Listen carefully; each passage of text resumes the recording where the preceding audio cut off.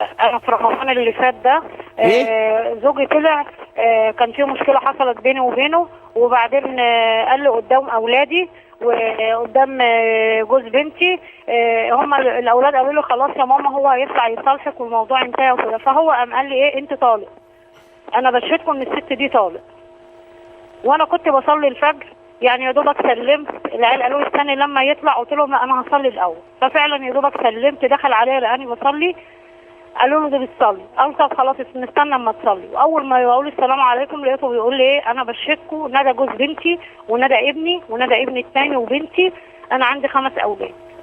قال لهم انا بشهدكم ان الست دي طالق. كان هو قبليها بشهر سايب البيت وقاعد في نفس العماره اللي احنا فيها بس في شقه لوحده.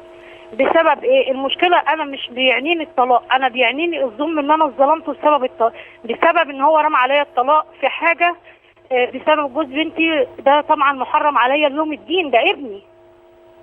احنا كنا قاعدين بنتفرج على التلفزيون، رفعت دراعي فقال لي دراعي تحت جسمك بان.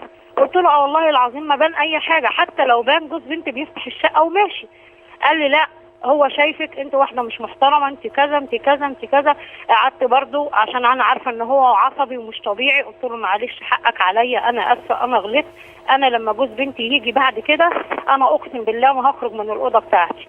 قال لي ده الكلام بقى اللي ملوش لازمه وما اعرفش ايه بالظبط. طبعا وسكت. يعني هتحبسي نفسك، اخرجي بس تكوني لابسه كويس، يجرى ايه؟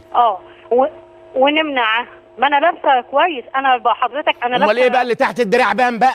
هو انا بسمع ولا ما بسمعش؟ ايوه انا لابسه عادي. الله، هو شكاك لابسه عادي وده هيبان ازاي؟ ما هو عشان شكاك قال لابسه جلابيه بنص. شكاك ازاي بقى؟ ما هو لمحك وبيصورك وبيغير عليك، وبعدين جوز بنتك قاعد بيهبب ايه؟ ما ياخد بنتك ويروح يرقصوا هناك في شقته. انا الله بقى، هو جوز بنتك ده انت اديت له بنتك من غير ما بتقول له فين التلفزيون يا ولا هتلاقي شاشه جديده؟ ما يقعد يتفرج هو المزه ويجي يقعد عندنا 3 دقايق، عايز ايه؟ ما ياما قعد وقدمنا له المحشي والكباب. يعني هم ساكنين معانا في نفس وساكنين معانا يقعدوا لهم شقه، مش لهم شقه جايين لنا، يعني هم هيقعدوا معانا شويه. يا اختي عليكي يا حلوه، سؤالك ليا ايه انا بقى؟ فتم بقى الطلاق على البناء على كده. ما انت قلت ما يهمنيش الطلاق، ولا انا برضو ما بسمعش؟ لان انا اتظلمت، يعني انا ما اتظلمت ما يهمكيش الطلاق. لا انت جريئه شويه، انت واضح انك جريئه. انت بتقولي ما يهمنيش الطلاق. لا مش قصدي. لا قلت كده، قلت انا يهمني الكلمه اللي طلقني بسببها. يعني ايه؟ تحت باطي بان يعني هو وجوز بنتي محرم عليا اليوم القيامه.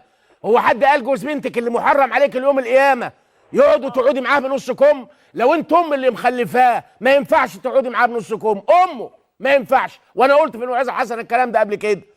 هندافع على جوز البنت، وجوز البنت بتجوزها يجي يقعد مع امها ولا ياخدها ويقعدوا سوا يا اما القمر على الباب؟ ايه الكلام ده؟ وبعدين شوف التاني الخيبان راخر طلع مسلم قوي، اشهدكم انها طالق. يا اخويا تنيل على عينك، قول لها اشهدكم امال ان انا جبت لها قميص، اشهدكم ان انا جبت لها 10 كيلو لحم. ما فهمتش من الدين ان اشهدكم الا في الطلاق. احنا عندنا دين مش بتاعنا، مش لازم تشهد يا اخوي، لان الاشهاد على الطلاق جائز وليس بواجب. ممكن قوي تقول لهم طالق وتقول لها هي طالق، وتقول لابنك بلغ امك ان انا طلقتها، ويوصل الخبر والطلاق يقع وتخر على دماغك. وعيب يا مسلمين، ما ينفعش الكلام ده بحال من الاحوال.